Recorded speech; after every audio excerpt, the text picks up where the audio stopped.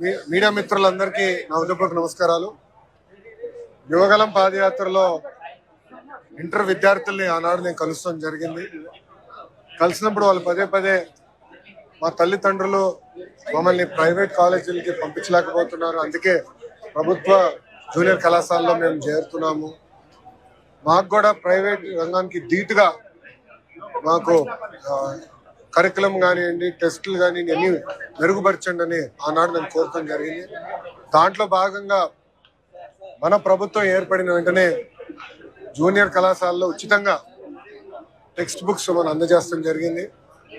ఇప్పుడు ప్రధానంగా మధ్యాహ్న భోజనం కూడా మన పిల్లలకి మన ప్రభుత్వం అందజేస్తాం జరుగుతుంది.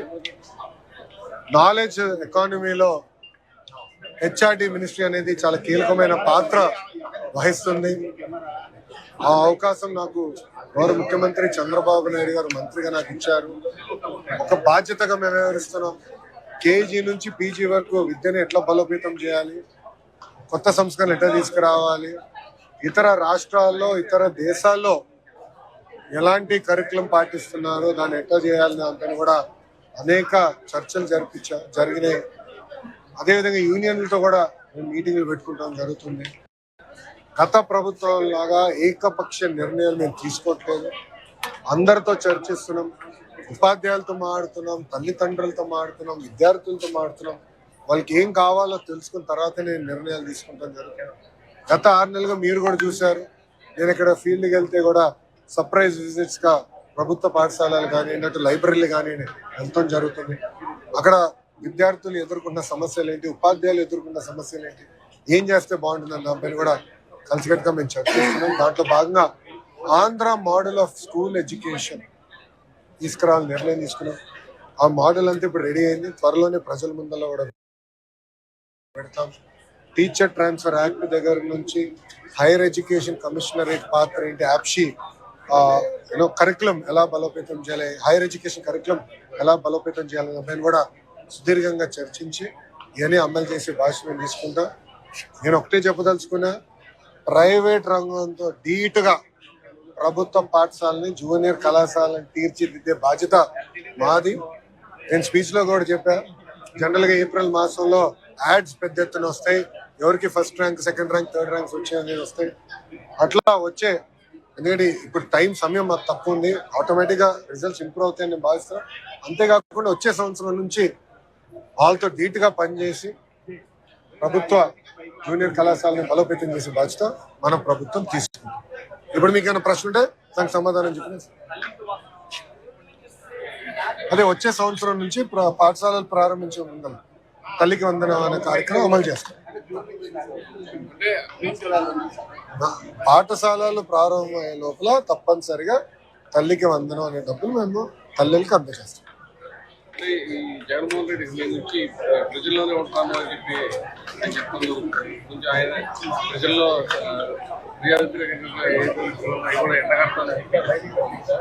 ఇప్పుడు గత ప్రభుత్వంలోగా ప్రజల వ్యతిరేక ప్రభుత్వం అది కాదు.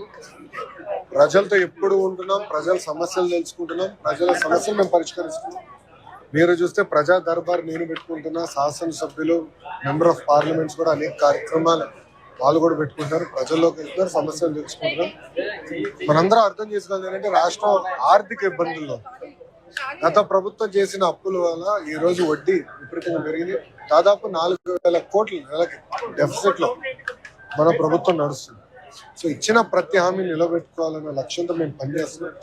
మీరు చూస్తే భారతదేశంలో ఎక్కడ లేని విధంగా పెన్షన్ 4,000 రూపాయలు అందజేస్తున్నాం, వికలాంగులకు 6,000 రూపాయలు అందజేస్తున్నాం. భారతదేశంలో ఏ రాష్ట్రం చేయట్లేదు. అన్న క్యాంటీన్ మూసేసిన అన్న క్యాంటీన్ తెరిచి మళ్ళీ మేము ప్రారంభించాం. ఉచిత గ్యాస్ పథకం కూడా 3 గ్యాస్ సిలిండర్లు ఏదైతే హామీ ఇచ్చాం అది కూడా అమలు చేస్తాం. అట్లా ఇచ్చిన ప్రతి హామీ ఒక పద్ధతి ప్రకారం నెరవేర్చుకోగలుగుతాం. ఇప్పుడు గౌరవ పులివెందుల ఎమ్మెల్యే గారు ప్రజల్లోకి వస్తూ అప్పుడేం లేదు, రావచ్చు అంటే 5 సంవత్సరాలు ఎవరు కంపట్ లేదు, ఇప్పుడు వచ్చి తిరుగుతారు.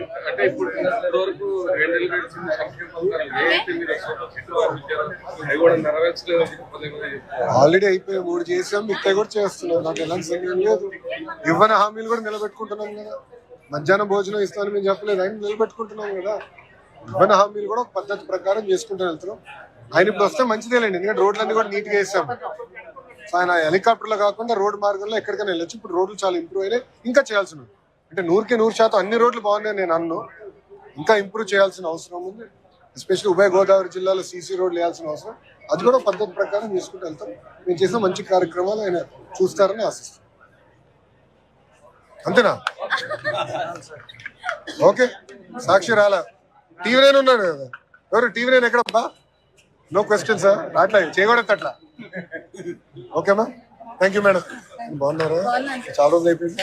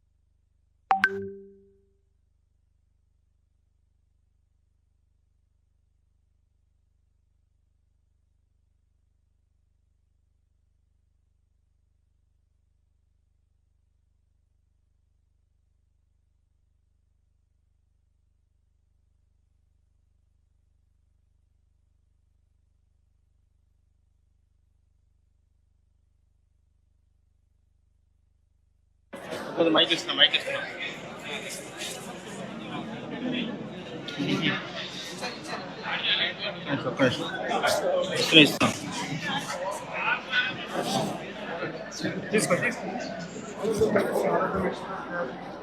Areas that they want the government to improve. And one of the major focus areas is apart from infrastructure, how do you strengthen the curriculum, how do you give all the books, and also reintroduce the midday meal program. Introduce the midday meal program in junior colleges was the request and ask from the children back then. So as part of our public governance program, all the promises that we have made, we have looked at it and have interacted with a lot of students. As part of that, as soon as I became the minister, first thing we did was give the school kits where all the textbooks were given. I wish I had more time because I would have given all the guides, all the question banks and all that. For next year, we're preparing much better. Even the bags that we need to give, school bags, the ones that we gave are small because those were part of the school kit. So if a junior college, we need to give a bigger bag. We've realized that we're going to do that. Apart from that, midday meal was a request that all the students had. So we've started implementing that program as of today and we'll continue this. Both put together is 130 crore per annum commitment from the state government, which I'm very thankful to the Honorable Chief Minister and the entire cabinet for accepting it, and they have implemented this program. The state government is working with only one agenda, which is to give the private schools a run for their money.